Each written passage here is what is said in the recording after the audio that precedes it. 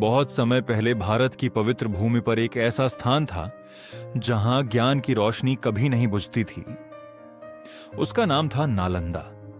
यह सिर्फ एक विश्वविद्यालय नहीं था, बल्कि पूरे विश्व के लिए ज्ञान का एक प्रकाश स्तंभ था।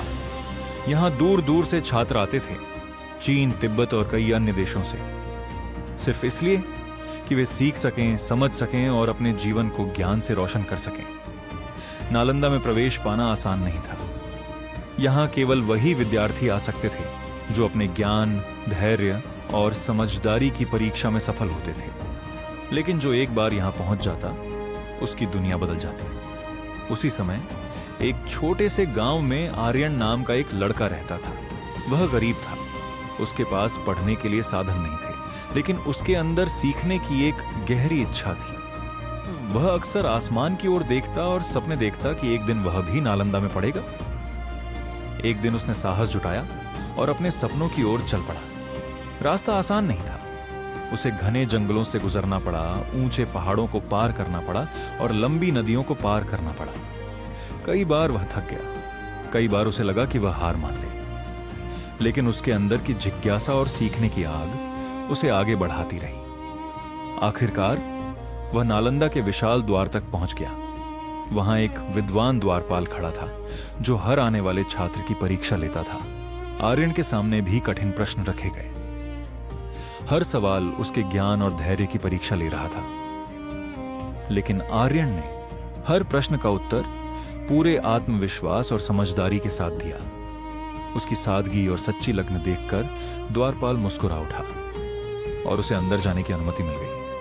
नालंदा के अंदर की दुनिया अद्भुत थी। विशाल भवन, शांत वातावरण और सबसे बढ़कर एक विशाल पुस्तकालय जिसमें हजारों किताबें भरी हुई थी। यह ज्ञान का एक ऐसा खजाना था जहां हर सवाल का जवाब छिपा था। आर्यन ने खुद को पूरी तरह पढ़ाई में लगा दिया। वह दिन रात मेहनत करता, हर विषय को गहराई से समझने की कोशिश करता।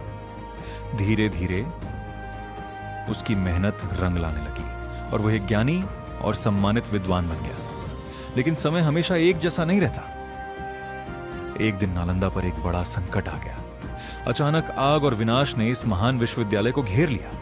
चारों ओर अफरा तफरी मच गई। लोग अपनी जान बचाने के लिए भागने लगे। विशाल पुस्तकालय, जो ज्ञान का सागर था, आग की लपटों में घिर गया।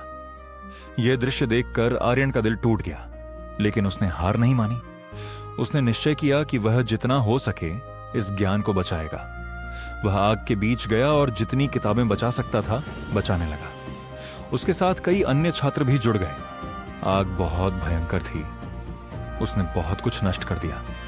कहा जाता है कि नालंदा का पुस्तकालय कई दिनों तक जलता रहा, लेकिन वह ज्ञान जो वहां के छात्रों के दिलों में था, उसे कोई भी आग खत्म नहीं कर सकी। नालंदा भले ही भौतिक रूप से नष्ट हो गया, लेकिन उसकी आत्मा जीवित रही। आर्यन ने बची हुई पुस्तकों और अपने ज्ञान को लेकर एक नई शुरुआत की। उसने अलग अलग जगहों पर जाकर बच्चों को पढ़ाना शुरू किया। उसने छोटे छोटे विद्यालय बनाए और हर उस बच्चे तक शिक्षा पहुंचाई जो सीखना चाहता था। धीरे धीरे उसका ज्ञान फैलता गया और उसके साथ नालंदा की विरासत भी। आज जब हम नालंदा का नाम सुनते हैं तो हमें सिर्फ एक पुराना विश्वविद्यालय याद नहीं आता, बल्कि एक ऐसा विचार याद आता है जो हमें सिखाता है कि ज्ञान सबसे बड़ी शक्ति है।